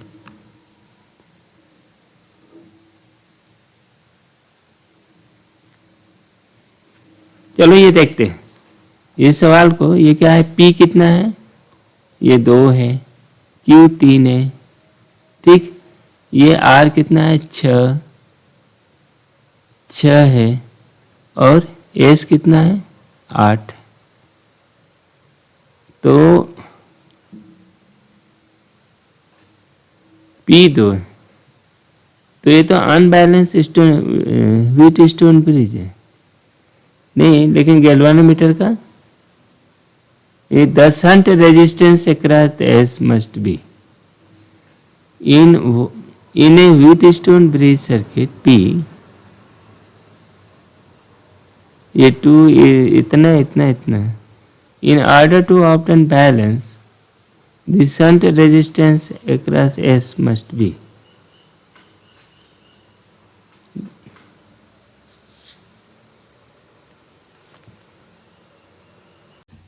अब अगला सवाल देखते हैं। इस सवाल में क्या कर रहा है, देखो ये भी सिमेट्री का सवाल है और ये सवाल इलेक्ट्रिकल सर्किट शोन, इसका इफेक्टिव रेजिस्टेंस बताओ, इक्विवेलेंट रेजिस्टेंस बताओ पी क्यू के बीच में। ये पी रहा, ये क्यू रहा, इफेक्टिव रेजिस्टेंस बताओ। ठीक है ना। तो ये क्या है, ये देखो ये सिमेट्री है ना। और ये सिमेट्री कैसी है, ये इस आधार पर देखो, इसमें कौन सी सिमेट्री हुई, मिरर सिमेट्री है, मिरर है ना, मिरर सिमेट्री, उसका उपयोग करो। तो ये देखो, ये आपका रेजिस्टर ये खत्म हो गया, ये खत्म हो गया, ठीक,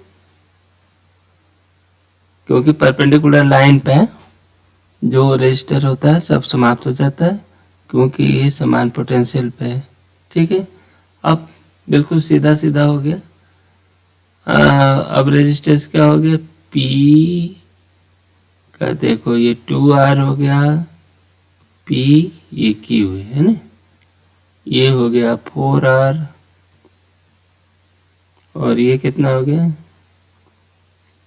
ये भी 4R हो गया। ठीक है, बस ये स्थिति बन गई। अब इनको हल करो, 4R का 2R हो गया, तो इसको और लो है ना, इसका इक्विवेलेंट क्या हो गया, 2R और ये हो गया 2R। ठीक है ना। ये इस ब्रांच और इस ब्रांच का रिजल्टेंट हो गया 2RR। ये P है, ये Q है। तो देखो अब इनका क्या होगा, R इक्विवेलेंट जो होगा 2R 2 small r by 2R plus R। ठीक है ना। तो ये 2R प्लस R। ठीक है, ये उत्तर हो गया। है कोई ये ठीक है ना।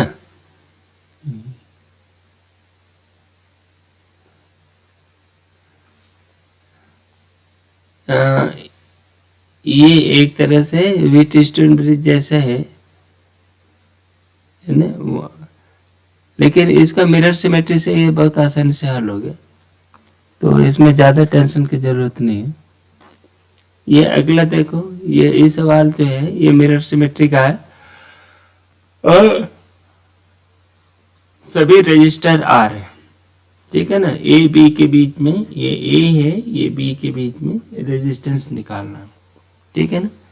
यहाँ पर कौन सी सिमेट्री है, ये देखो, इसके बीच में ये सिमेट्री क्या होगी,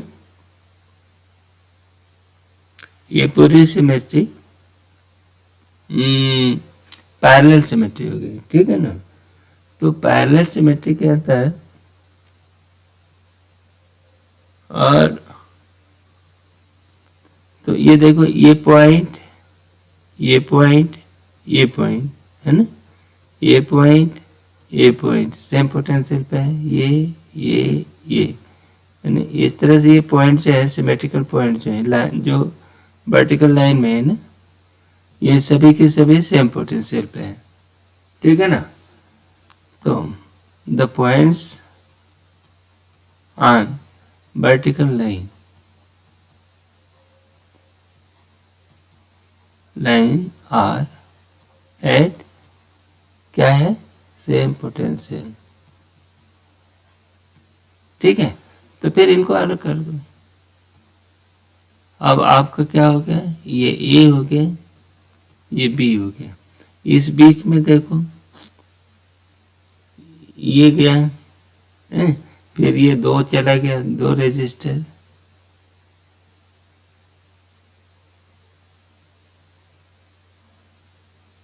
ये ऐसे गया इसका, और फिर एक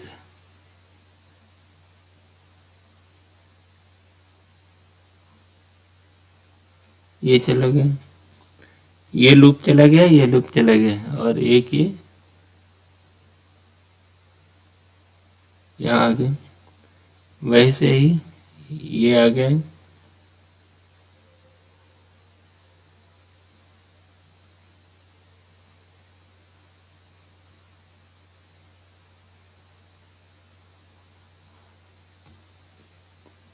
ठीक है ना, यहाँ भी है,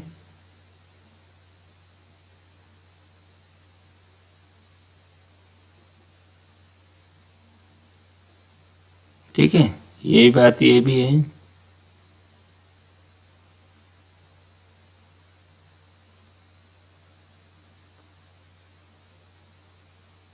हमने इस रेखा के अलॉन्ग ये जो पॉइंट है ना डिटैच कर दिया, क्योंकि ये सेम पोटेंशियल वाले पॉइंट है, इनको डिटैच कर दिया, ठीक है ना। तो ये ए है और बी है, बस हो गया। अब इसका इक्विवेलेंट क्या बनेगा, देखो आर आर, तो ये तो ठीक है, ये 2R 2R, ये 2R 2R, तो ये आर 4R हो गया ना। तो देखो 1 2 3 4, ऐसे दूसरे में भी 4 है,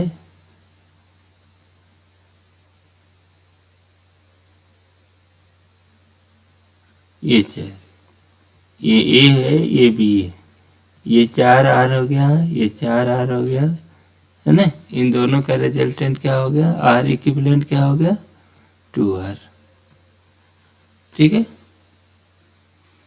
बस इसको पैरेलल सिमेट्री के आधार पर तोड़ दो, ठीक है, और आपका ये सिस्टम बन गया, ठीक। आगे देखें, ये कह रहा है कि ये 12 रेजिस्टर है, ये क्यूब के साथ जुड़े हुए हैं, ठीक है। तो पहला बताओ इक्विवेलेंट रेजिस्टर चाहिए along the body diagonal, body diagonal मैंने 1 से ऐसे गया, और इसका डायगोनल कौन सा है, ये 6 से ऐसे निकल गया। तो अब इस प्रोसेस में देखो ये करंट जो है 3 रास्ते से जा रही है, ऐसे ऐसे, और ये 3 रास्ते से इकट्ठी भी हो रही है, ये ऐसा, ठीक है ना। क्या हुआ कि इसमें देखो 3 रास्ते से जा रही है, 3 ब्रांच इधर भी कन्वर्ज हो रहे हैं। बाकी स्थिति क्या है देखो, तो ऐसा करने में पहले स्थिति देखो, ये 4 हो गया, ये हो गया 2, ठीक, जो 1 से कनेक्टेड है डायरेक्टली 8। ये 3 पॉइंट क्या है, ये जो 3 पॉइंट है वो सेम पोटेंशियल पे है। उसी तरह से ये सेम है, 6 से कनेक्टेड 5, और ये 3, ये सेम पोटेंशियल है। तो देखो यहाँ लिख दो 1, यहाँ हम लिख देते हैं 4 8, और कौन सा है 2, ठीक है ना। ये एक पॉइंट हुआ, दूसरा पॉइंट लो 7 3 और 5, ये पॉइंट, ठीक है। और फिर यहाँ पर आ गया 6, ठीक है भाई। देखो 1 से 4 6 4 8 2 पर ये आर और ये आर रेजिस्टेंस 3 आर जुड़े हुए हैं, तीनों सिमेट्री होने के कारण समान पोटेंशियल पे है।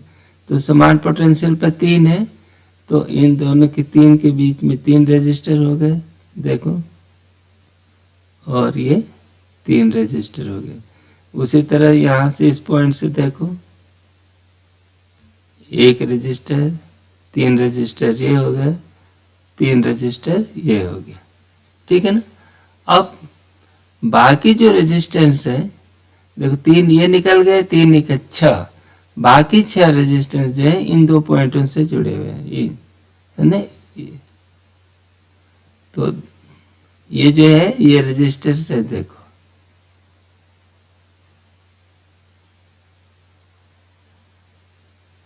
दो, ठीक।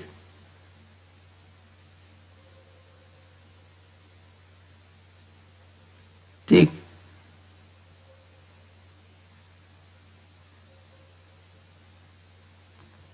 ठीक है ना।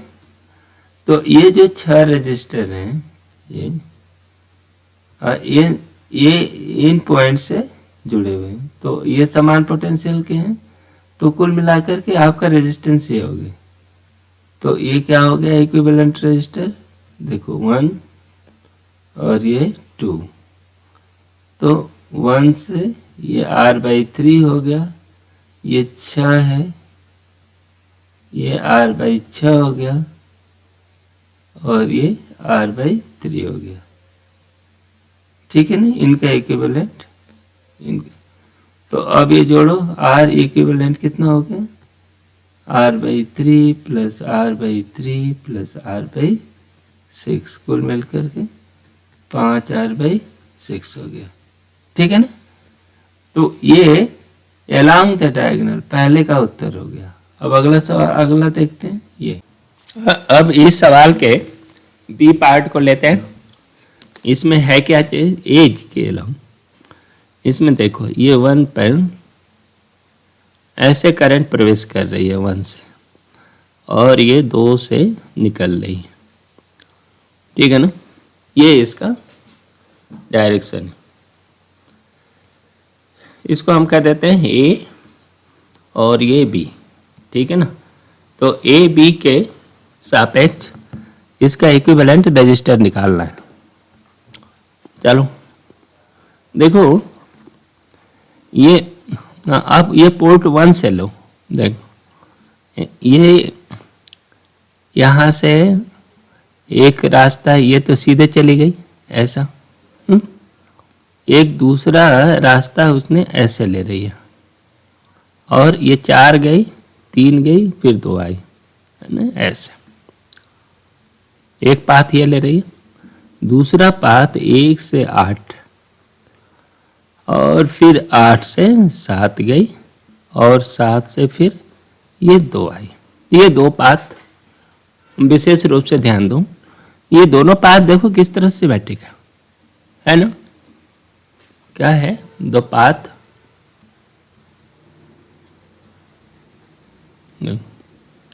1 4 3 2 and 1 8 7 2 are symmetrical, parallel symmetrical,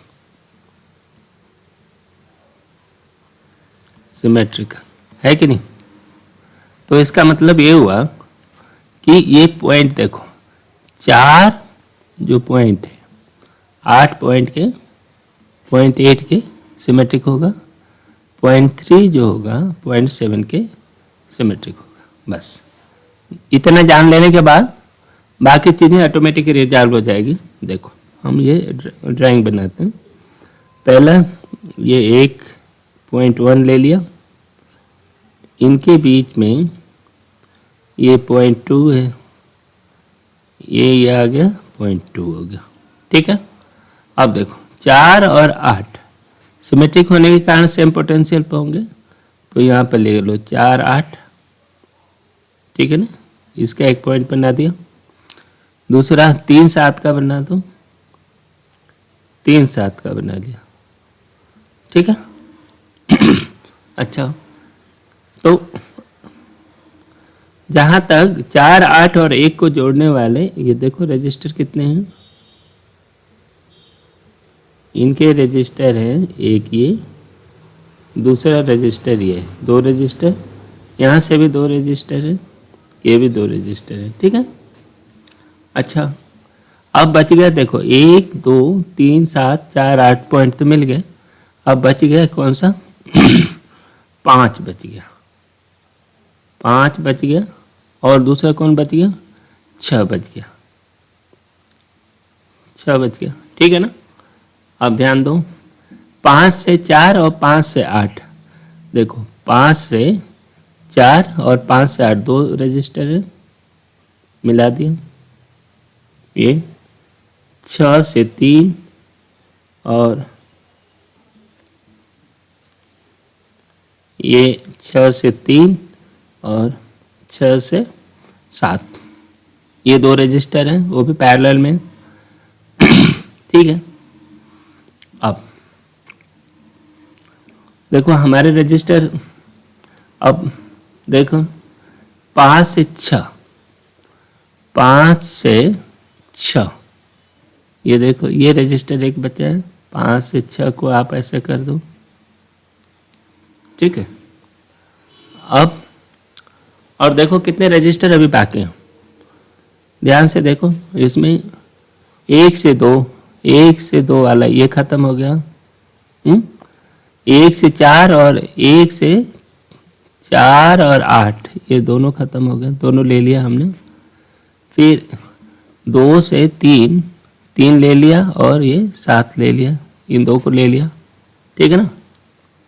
अच्छा, अब देखो 5 वाले से 5 से 8 ले लिया और 5 से 4 ले लिया, उसी तरह से 6 से 3, 6 से 3 ले लिया और 6 से 7 ले लिया, ठीक है। अब बच क्या गया, देखो 4 से 3, 4 से 3, ये देखो 4 से 3 एक बच गया, तो 4 से 3 हो गया, तो 8 से 7 भी एक है, तो इसको भी 4 से 3 को ले लिया, फिर 8 से 7 भी है ना, तो इसको भी ले लो भाई, ये 8 से 7 ये ले लिया, ठीक। बस आपका इतना ही होगा, गिन लो कितने 12 हो गए कि नहीं।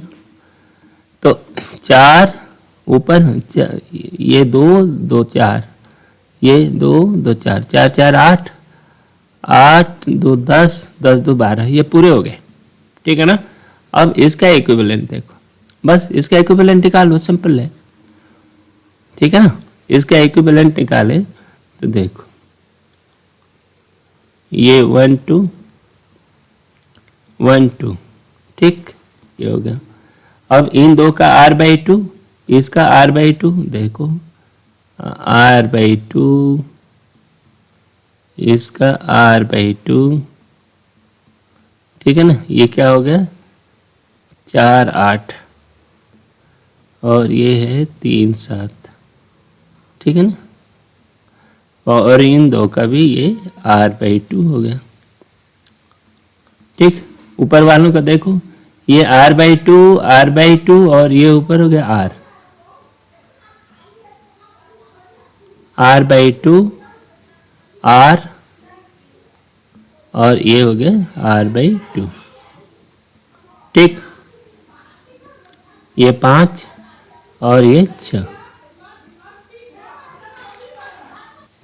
ठीक है। ये कितना हो गया, ये r है, ठीक है ना। अब इसका इक्विवेलेंट रजिस्टर अब कुछ इस तरह हो गया, इस तरह ये सिस्टम का। फिर इसको भी देखो, इसको और थोड़ा सा नीचे रिड्यूस करते हैं, है ना। तो ये आता है,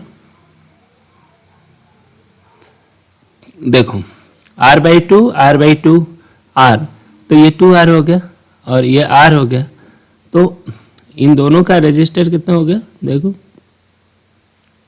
ये 0.1, ये 1 हो गया, ये 2 हो गया, ठीक है ना। ये r हो गया, यहाँ तो ठीक है। ये देखो, ये जब ये स्थिति बनेगी ना, r और यहाँ हो गया 2r, इन दोनों का इक्विवेलेंट कितना हो जाएगा इस सिस्टम का, जो ऊपर वाला है, तो ये हो गया r 2r/3, ठीक है ना। तो देखो ये r/2 तो ठीक है, पहले ही से था, इधर भी r/2 ठीक है, और ये वाला ऊपर का जो कॉम्बिनेशन है इसको आप लिख दो 2/3r, ठीक है। ठीक है, 2/3r हो गया, कितना हो गया, ये 3 है ना, 2/3r। तो अब ये सिस्टम का है, बहुत ही सिंपल। देखो इनको जरा इन तीनों को जोड़ लेते हैं। देखो r/2 plus r/2 plus 2/3r, ये कितना हो गया, देखो 6 कर दिया, और ये हो गया 3 3 प्लस 3 प्लस 2, तो 6 2 8, तो ये हो गया 8/6r, यही बना ना, r/2 तो ये r ही हुआ ना, r, और 3 2 5, कितना गड़बड़ कर लिया क्या, 3 3 6 2 8,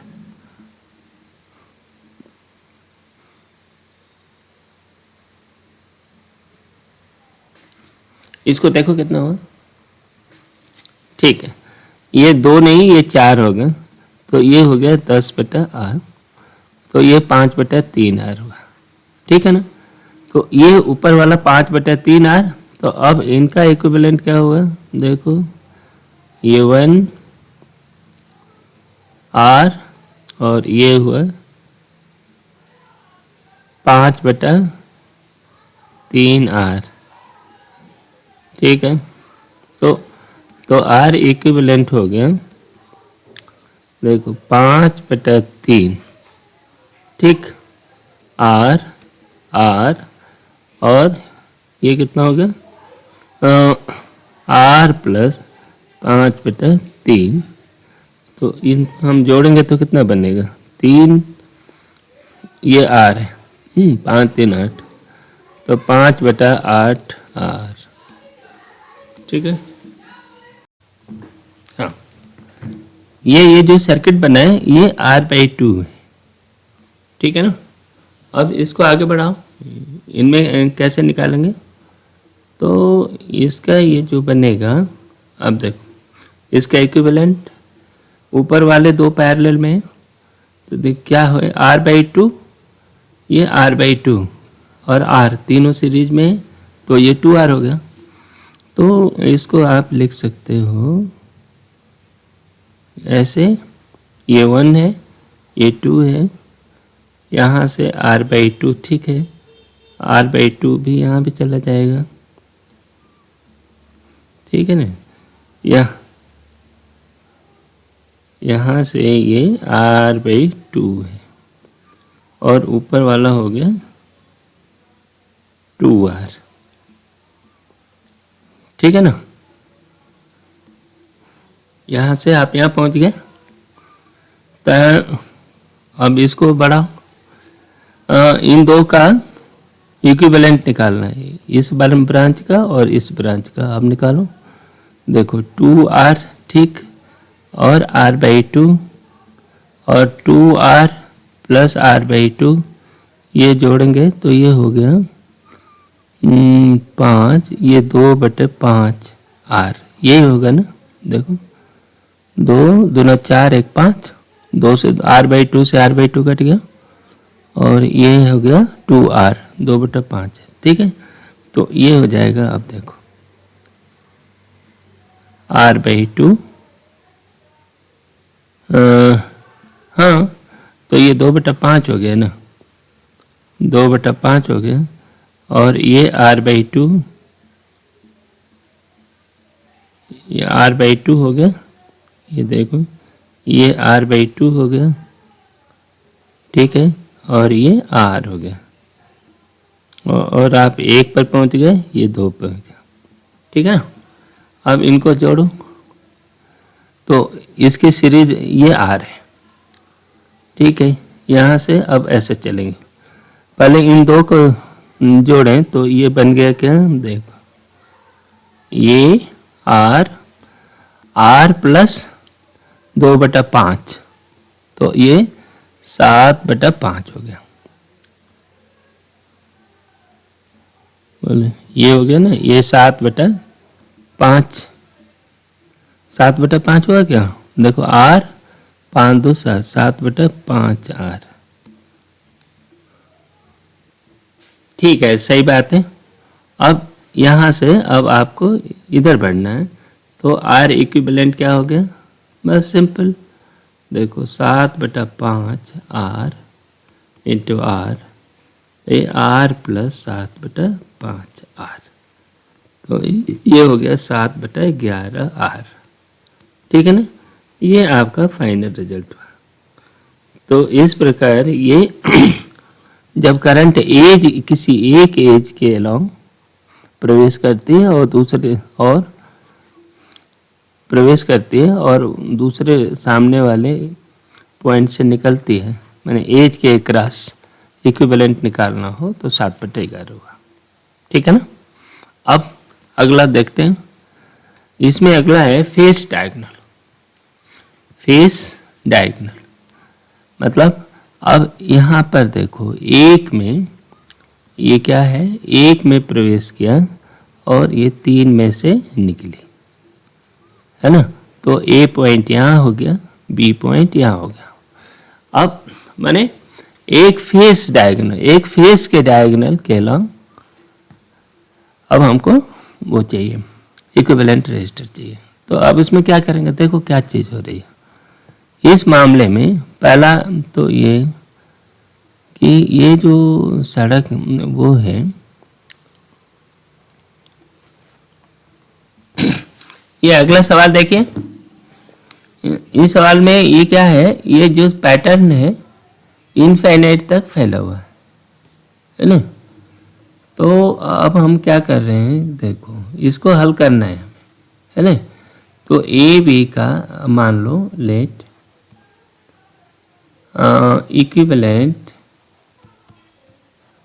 equivalent resistance about A B is मान लो आर ई। ठीक है, तो अब ये देखो बाग, यहाँ पर हम क्या करते हैं, ये इनफिनिट है, इसके बीच में से कहीं से भी हम तोड़ सकते हैं। तो देखो ये हम ये तोड़ दिए और ये आर ही कर दिया, ये बाकी को हटा दिया, इतना वाला जो पार्ट है इनको हमने डिलीट कर दिया, हटा दिया। ठीक है, और इन दोनों का अब देखो, तो अब हमारा जो पैटर्न है क्या, ए आर हो गया और फिर ये आर हो गया, फिर यहाँ आर ई हो गया, फिर आर ई हो गया, और इन दोनों के बीच का ये ए आ गया, ये बी आ गया, और इनका इक्विवेलेंट कितना हुआ, ये इक्विवेलेंट भी आर ई हुआ, क्योंकि ये सिमेट्री ये जो है इस पॉइंट पे इनका इक्विवेलेंट आर ई तो हुआ। तो देखो अब पहले इनका इक्विवेलेंट निकालो, आर ई के बराबर कर देते हैं। ठीक है ना, तो ये इन दो का देखो, इसका ये आर है, तो ये क्या होगा, आर ई इंटू आर बटा आर ई प्लस आर, है ना। इसका ये हो गया प्लस आर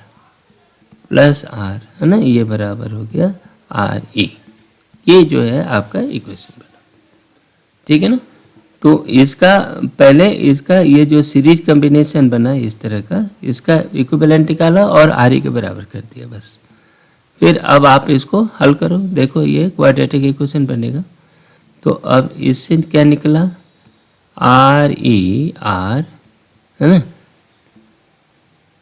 और ये कितना हो गया, इसमें plus R R E plus R square equal to, फिर आर ई से यहाँ गुणा करो, R E square plus R R E. ठीक है ना, ये बना। देखो आर आर ई से एक आर आर ई खत्म हो गया, और इससे हमें मिल गया are E square minus are E are, ये चला गया, और माइनस आर स्क्वायर बराबर 0। तो यहाँ से क्या निकला, ये देखो आर ई को सॉल्व करो। आर ई बराबर, सिर्फ ज़रा 4 का नियम लगाओ, -1 प्लस -1 नहीं होगा, ये प्लस हो गया। कितना होगा, ये माइनस है ना, तो -a plus √1 plus 4 but plus minus है, प्लस बटा 2 आर। तो इसका अर्थ यह हुआ कि आर ई बराबर √5 -1/2 आर, एक ये मिला, और ये और नहीं माइनस इतना, और दूसरा √5 + 1/2 आर। ठीक है ना, 2 मल्टीप्लाई, तो ये माइनस होने के कारण ये एक्सेप्टेबल नहीं है, तो √5 + 1 इसका रिजल्टेंट हुआ। ठीक है ना, तो इसका फाइनल उत्तर कितना हुआ आंसर, तो आर ई बराबर हो गया √5 + 1 बटा 2 आर। ठीक है, ये अगला सवाल देखिए। ये रेजिस्टर्स का एक सिस्टम है, एक पैटर्न है, और वो इनफाइनाइट तक जुड़ा हुआ है। ठीक है ना, तो हमें इसका इक्विवेलेंट निकालना है। ठीक है ना, तो इसमें बहुत सारी सिमेट्री है, उसको ध्यान में रखते हुए अब हम लोग कहते हैं लेट इक्विवेलेंट रजिस्टर, है ना, रजिस्टर इज आर ई। ठीक है, ये ले लेते हैं। जब आर ई है तो देखो ए बी क्या इक्विवेलेंट आर ई है, तो अब हम क्या करेंगे, इस पॉइंट पर इसको टर्मिनेट कर दो, और ये कितना हो गया, ये आर ई है, ये पैटर्न रिपीट हो रहा है। ठीक है ना, यहाँ पर हमने तोड़ दिया। अब आपका सिस्टम हो गया क्या, ये बन गया, ये आर हो गया, ये आर हो गया, और ये आर ई हो गया। ठीक है ना, आर आर आर, और ये, और इनका इक्विवेलेंट कितना हो गया, आर ई हो गया। पहले ये निकालो, इसका इक्विवेलेंट निकालते हैं पहले। तो ये 2 का इस वाले पॉइंट का इसके बीच में निकालो, तो वो कितना हो गया, देखो आर + आर ई बटा 2r + आर ई, है ना, ये इनके बीच में ये हो गया। ठीक है, तो और ये r और भी है, तो ये r हो गया, तो ये मिलाकर कितना हो गया, आर ई के बराबर हो गया। ठीक है, हाँ, तो अब इसको हल करिए, तो ये देखते हैं कितना बन रहा है इसका, जरा देखो, ये r² + आर ई आर, ठीक है, प्लस इसका देखो 2r² + R E R equal to, इसको पक्षांतर कर दिया उधर, तो R E 2r + R E. ठीक, अब इसको करो 2r E R + R E square, ये हो गया। देखो कटेगा क्या, आर ई आर, है ना, ये और ये इससे कट गया। ठीक है,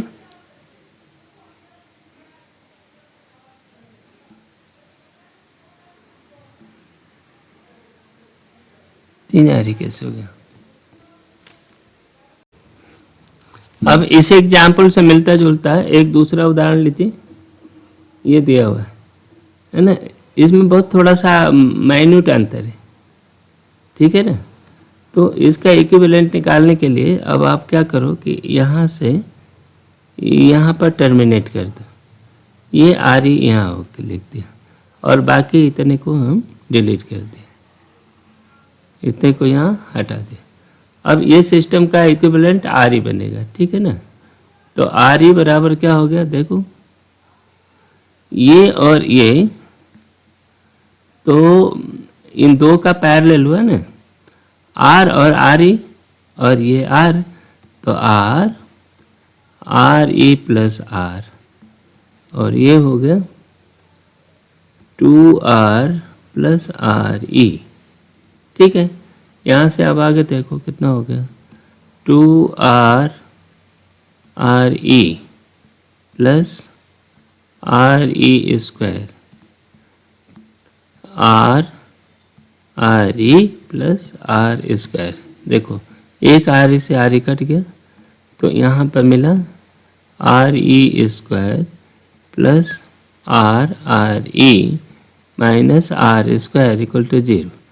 तो इसको सॉल्व करोगे तो आर ई बराबर हो गया -1 प्लस √5/2 आर। ठीक है ना, बस ये इसका उत्तर हुआ। ठीक है, तो ये सिमेट्रिकल कंसिडरेशन से हम इस तरह के बहुत सारे सवाल लगाते हैं, है ना। इलेक्ट्रिकल सर्किट में सिमेट्री का बहुत इंपॉर्टेंट है और इस पर सवाल भी आते हैं, और जैसा कि बताया है ये इन्हीं प्रिंसिपल का उपयोग करके इस तरह के सवाल हल किए जाते हैं।